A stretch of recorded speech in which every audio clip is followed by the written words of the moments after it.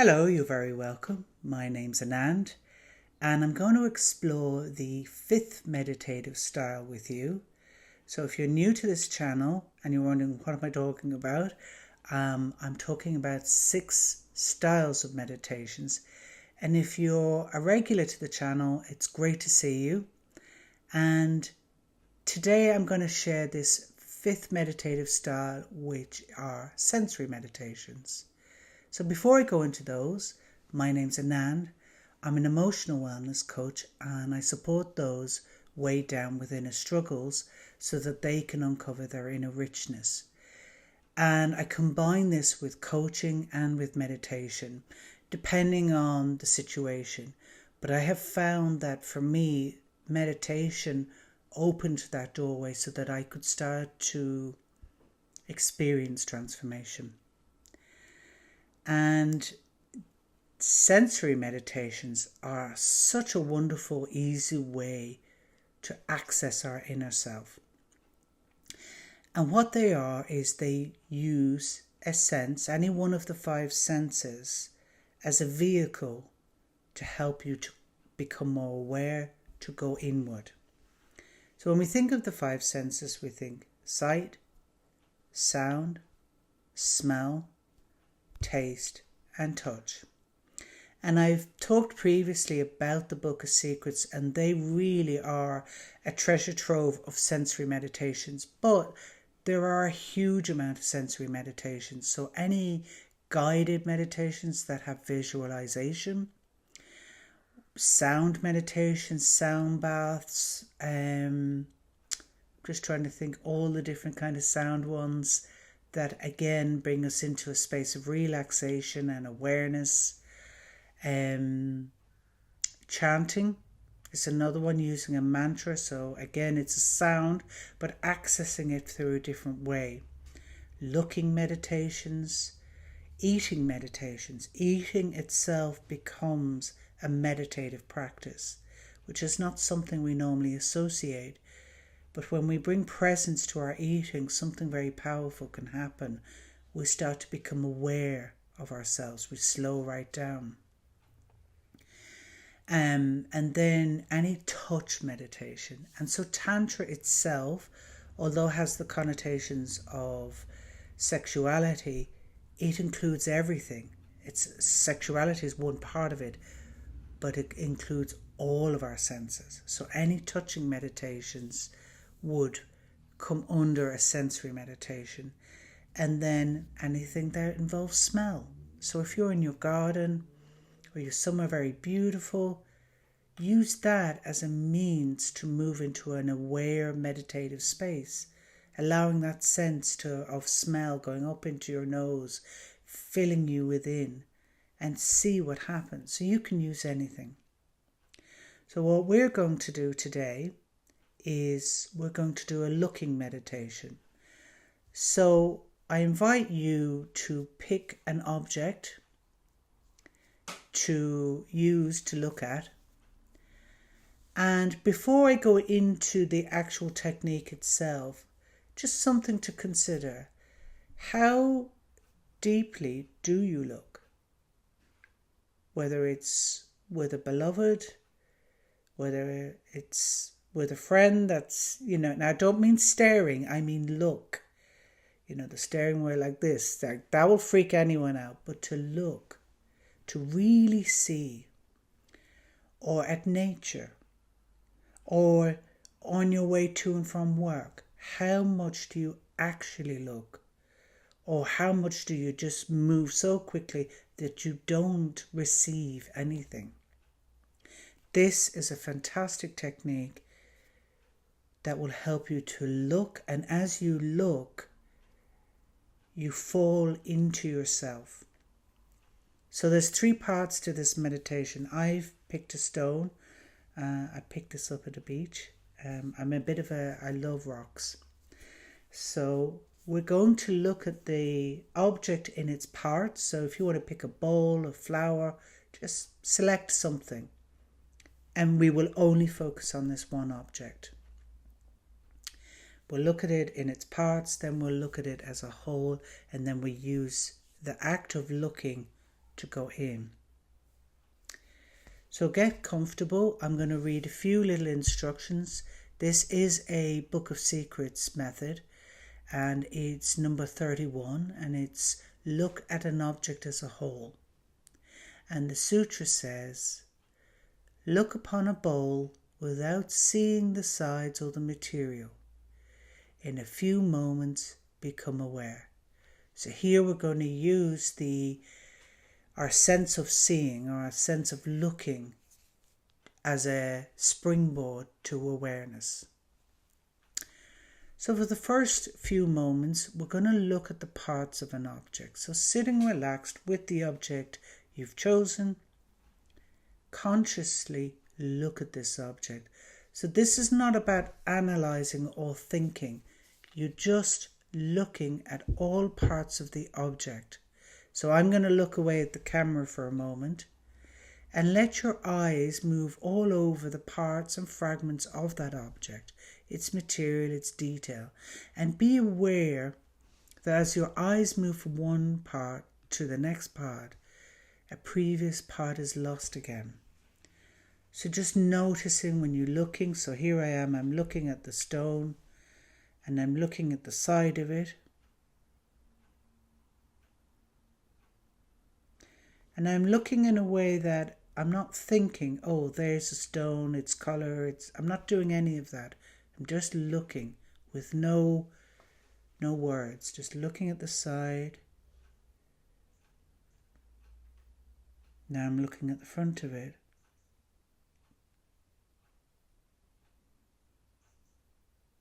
Now my eyes have moved to the top of it. So just keep looking in this manner, all the parts of the object that you've chosen.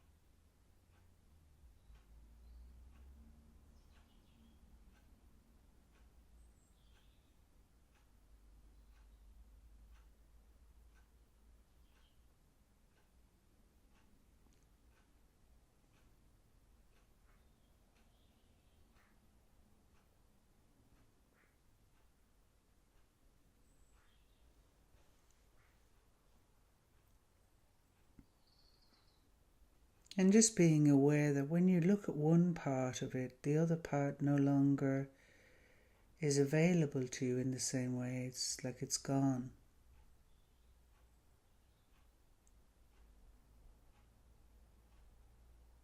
Just being aware of the differences.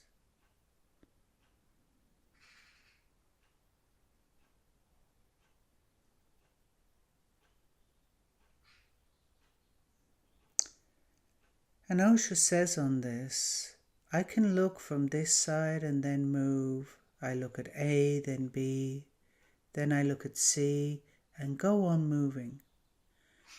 When I look at A, B, and C, I am not present, or just present on the fringe but not focused. When I look at B, I am leaving A. When I look at C, A has been completely lost. It's just gone out of my focus. So when I look at the stone, I only see the front part, and the side part has gone for me.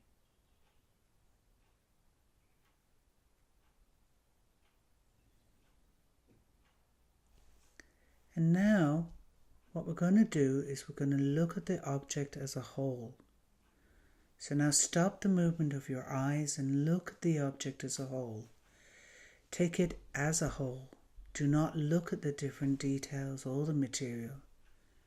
Just see it as one whole, as a form, so that your eyes can stay still and keep staring at it.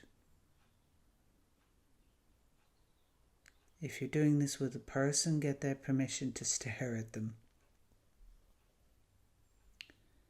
So just looking at the object as a whole, staring at it as one whole object.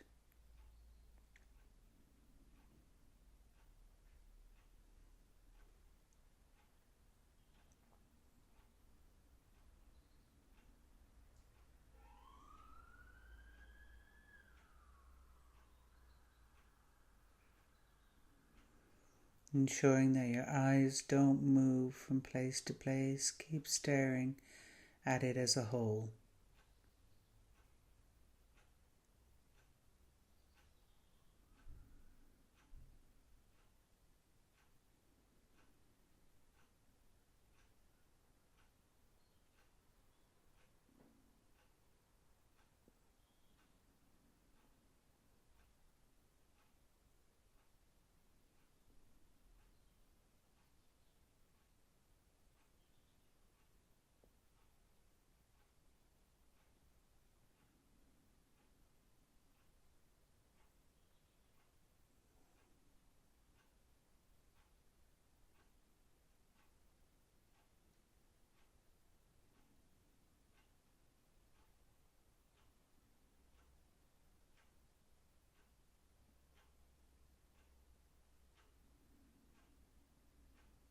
And if you find your eyes are wandering, just keep bringing them back to look at the object as a whole.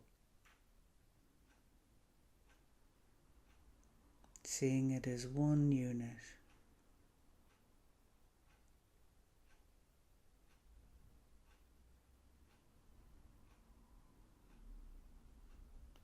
And Osho says, then suddenly look at the thing as a whole, don't divide it. When you look at something as a whole, the eyes have no need to move. In order not to give any opportunity for movement, this has been made a condition. Look at an object totally taken as a whole. And secondly, without seeing the material.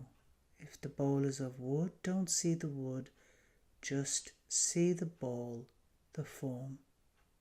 Don't see the substance. So just dropping what it's made of or any of those details, just see it as one whole object. And again, no need to think about it or verbalize what you see. Just look without thinking.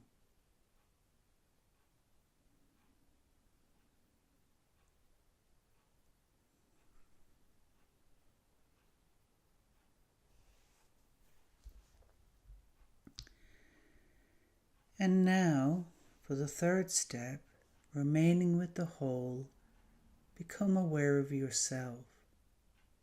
So with the eyes still unmoving, your look will return home toward yourself. Bring your attention to this awareness of yourself. So as you're looking at the object as a whole,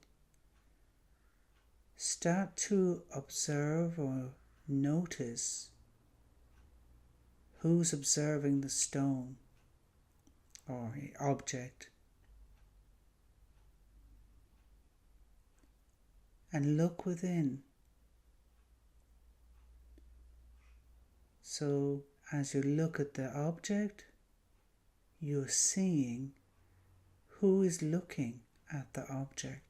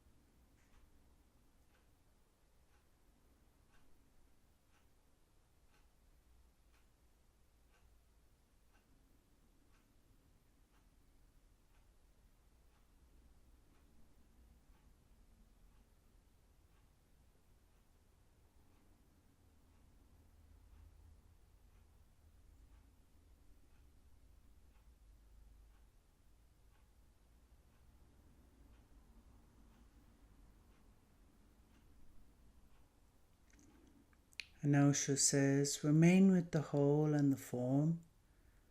Suddenly you will become aware of yourself, because now the eyes cannot move, and they need movement. That is their nature. So your looking will move toward you. It will come back. It will return home. And suddenly you will become aware of yourself. This becoming aware of oneself is one of the most ecstatic moments possible. When for the first time you become aware of yourself, it has such beauty and such bliss that you cannot compare it with anything else you have known.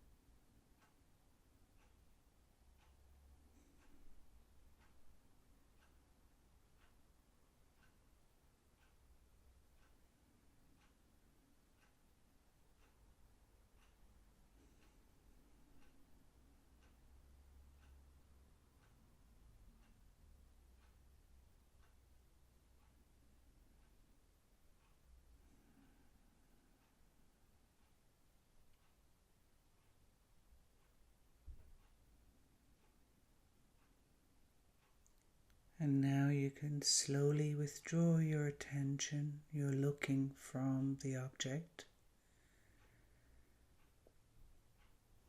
Or if you wish, you can continue doing this for longer.